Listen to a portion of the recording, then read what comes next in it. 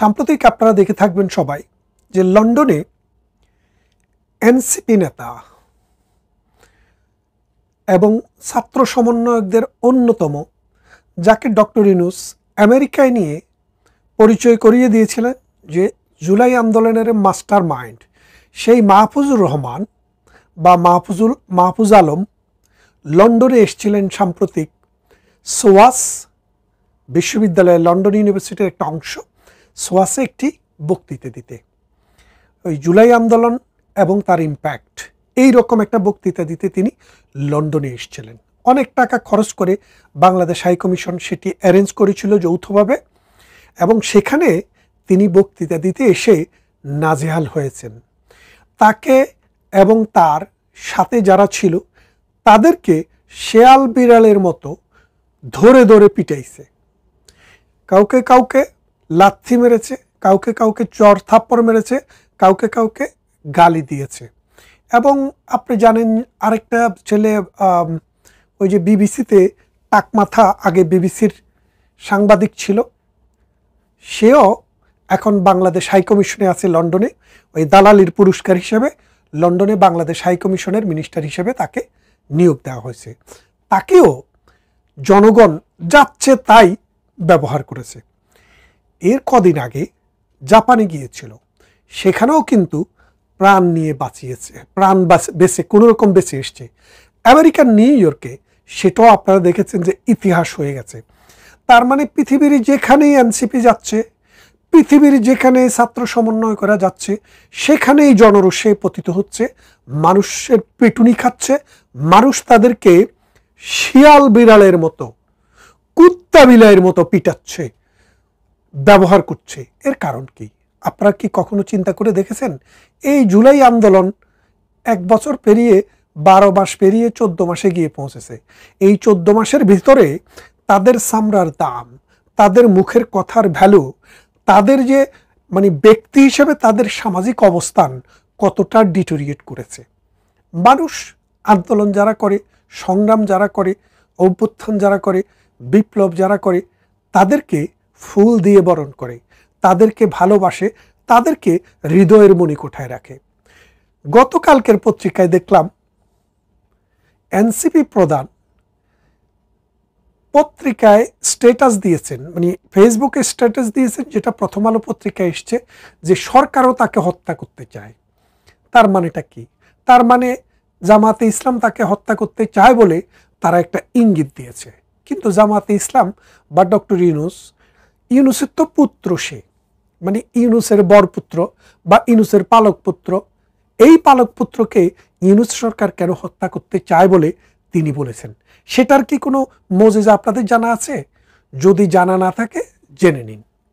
কারণ পৃথিবীর নানান গোয়েন্দা সংস্থা, নানান দেশের গোয়েন্দা সংস্থা, বাংলাদেশের গোয়েন্দা সংস্থা, মানে এসবি, ডিবি, তারপরে আর্মিতে যারা আছে তারা সবাই, এনএসআই, তারা সবাই ইউনূস সরকারের কাছে রিপোর্ট দিয়েছে যে এএনসিপির নেতারা বাংলাদেশের 64 ডিস্ট্রিক্টে দুর্নীতিতে আকুণ্ঠ নিমজ্জিত, এবং দুর্নীতি করে করে তাদের পেট মোটা হয়ে গেছে, শরীরের সাইজ বড় হয়ে গেছে, গাড়ির কালার পরিবর্তন হয়ে গেছে। যে লোক স্যান্ডেল ভরে ঘুরত এখন দামি দামি মানে শু পরে, জামা পরে। আপনারা জানেন যে ওয়েস্টিনের মতো জায়গায় গিয়ে একবেলা খাওয়া, রাতের খাবার কি পরিমাণ দাম সেটা আপনারা জানেন। তার সঙ্গী সাথীদেরকে নিয়ে তারা এখন সেখানে যায় খায়। তার সাথের যারা আন্দোলন করেছে তারা খেতে পায় কিনা এ নিয়ে তাদের মাথা ব্যথা নেই, তারা নিজেরা পেট পুরাচ্ছে। এবং এই সব কারণে বাংলাদেশে তাদের ভ্যালু এখন জিরোতে। আপনারা জানেন 2-3 দিন আগে, এই 4-5 দিন আগে নেপালে একটি গণ অভ্যুত্থান হয়। সে অভ্যুত্থানে যে সরকার ক্ষমতায় ছিল সেই সরকার দেশ থেকে বিদেশে গিয়ে আশ্রয় নেয়। এখন এর পরপরই ঠিক 3 দিনের মাথায় সেই দেশে একটি সরকার আসলো।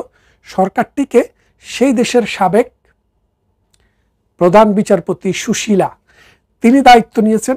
তার কাছে তাকে সেজদা করে, হিন্দু রীতিতে মাথা নত করে তার কাছে সমস্ত দায়িত্ব বুঝিয়ে দিয়ে ছাত্ররা যারা স্কুলে চলে গেছে, কলেজ বিশ্ববিদ্যালয়ের যার যার প্রতিষ্ঠানে চলে গেছে, তারা কেউ সরকারের অংশ হয়নি, তারা কেউ সন্ত্রাস চাঁদাবাজ করছে না, তারা রাষ্ট্রকে ডিরেল করার চেষ্টা করছে না। আর সুশীলা যেদিন ক্ষমতা গ্রহণ করেছেন সেদিনে তিনি ঘোষণা করেছেন যে আগামী 2026 সালের 5 মার্চ সে দেশে একটি জাতীয় নির্বাচন অনুষ্ঠিত হবে।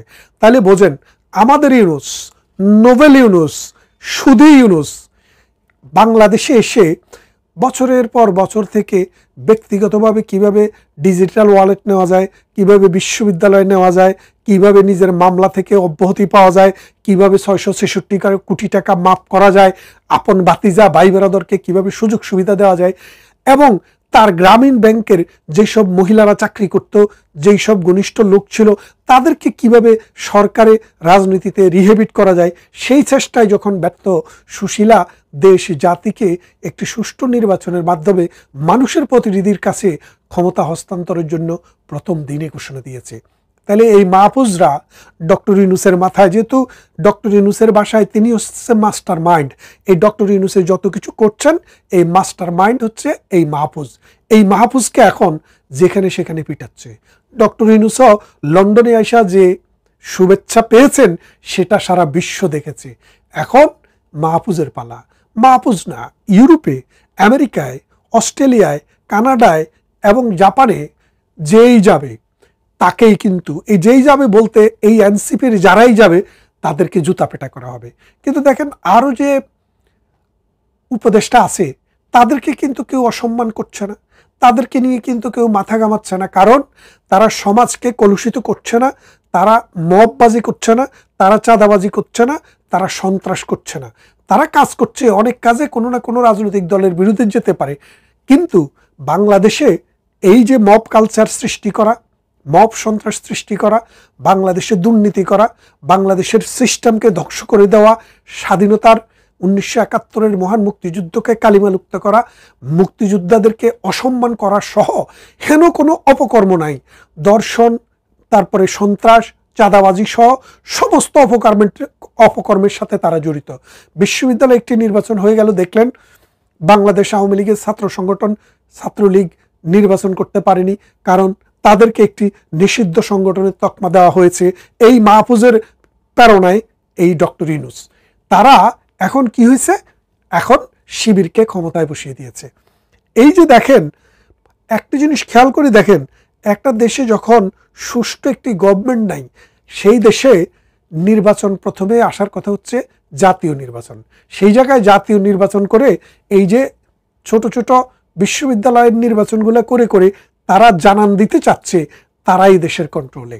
এই যে মনে করেন গতকাল আমি দেখলাম জামাতকে ইঙ্গিত করে এই নাহিদ ইসলাম একটি স্ট্যাটাস দিয়েছে, সেখানে এই যে জামাতকে কেন ইঙ্গিত করে বলাটা, এটা হচ্ছে এক ধরনের বাউতাবাজি, ধান্দাবাজি।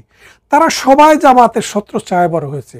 জামাতের 3টা পণ চলছে, একটা জামাতের সাথে আছে, একটা এনসিপির সাথে আছে, আরেকটি এবি পার্টির সাথে আছে। এই 3টা পণতে জামাত খেলছে, বিএনপিকে বোকা বানাচ্ছে।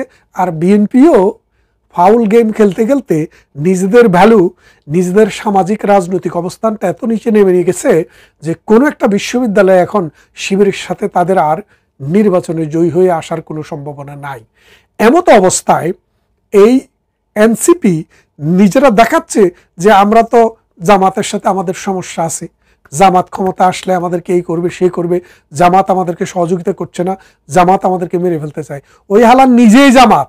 এটা হচ্ছে আওয়ামী লীগের যখন ক্ষমতায় ছিল কাদের ভাই, আমাদের সাবেক আমাদের বর্তমান সাধারণ সম্পাদক, ওই সময়ও সাধারণ সম্পাদক ছিলেন, এই কাদের ভাই বলেছিলেন যে দলে কাউয়া ঢুকেছে। কাউয়া বলতে তিনি যাদেরকে বুঝিয়েছেন, নোয়াখালীর ভাষায় কাককে কাউয়া বলে, কাউয়া বলতে তিনি বুঝেছিলেন যে এই দলের ভিতরে জামাত শিবির আলবদর রাজাকারের পুত্ররা, সন্তানরা ঢুকে গেছে। এটা পিউরিফাই করা দরকার, যার কারণে কাউয়া কাদের নামে উনারে নাম পর্যন্ত দিয়েছে মানুষ। অথচ তার কথাটি কত দার্শনিক তথ্য ছিল, কত সত্য ছিল, অবজারভেশনটা কতটা নির্ভুল ছিল, তবে তার দায় তিনি এড়াতে পারেন না। কেন এড়াতে পারেন না?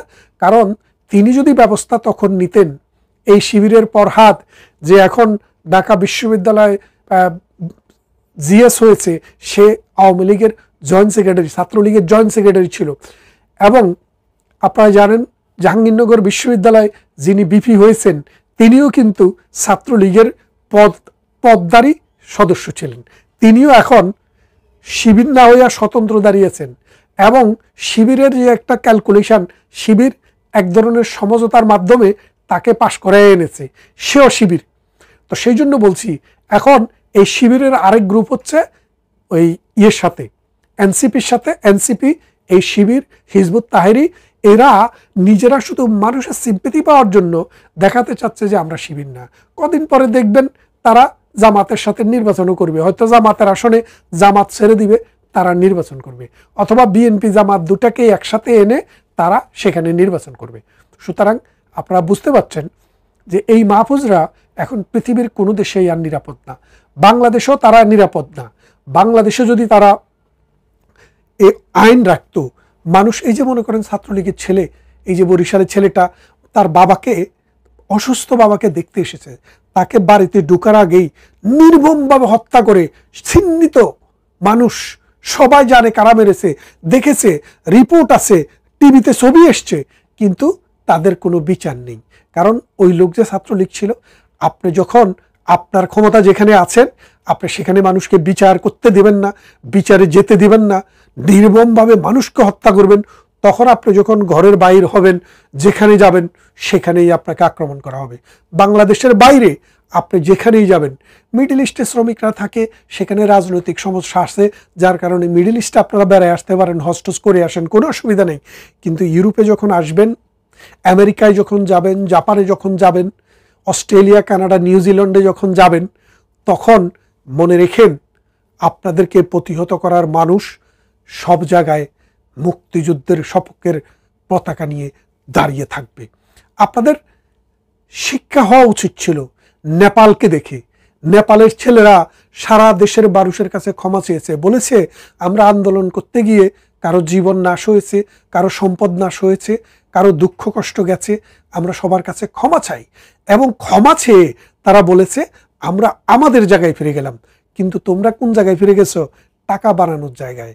টাকা বানাতে বানাতে বাপ দিয়ে বানাও, তোমাদের সচিবকে দিয়ে বানাও, ভাইকে দিয়ে বানাও। মাহফুজের ভাই অস্ট্রেলিয়াতে টাকা নিয়েছে, আমরা তো দেখলাম পত্রিকায় এসছে। তারপরে আসিফের বাবা কুমিল্লায় মানুষের কাছ থেকে টাকা নেয়, আর আসিফ সেই তদবির করে দেয়।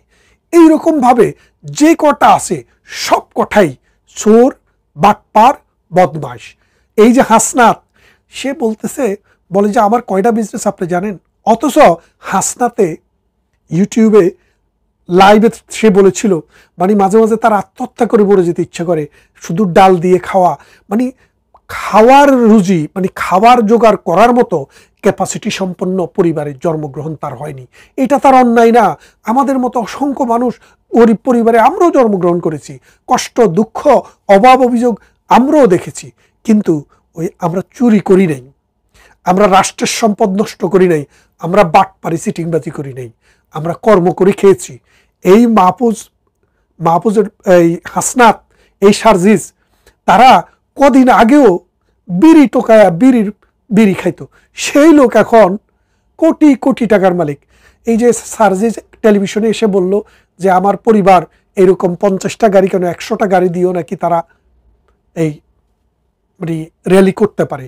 তারপর তার ডিএনএ পুরো বাংলাদেশের মানুষ পরীক্ষা করে দিয়েছে যে তার পরিবার একদম সাধারণ একটা পরিবার, যেই পরিবার 100 লোককে খাওয়াবারও সামর্থ্য রাখে না, সেই লোক এখন বাদশাহ আলমগীরের বংশধর হয়ে গেছে। তো এমনিভাবে আঙ্গুল ফুলে যে এই কলা গাছ হচ্ছে, রাজনীতি বলেন, সমাজনীতি বলেন, অর্থনীতি বলেন, সব জায়গায় কিন্তু একটা সিস্টেম আছে, সিস্টেমেটিক ওয়েতে মানুষ সামনের দিকে এগোয়।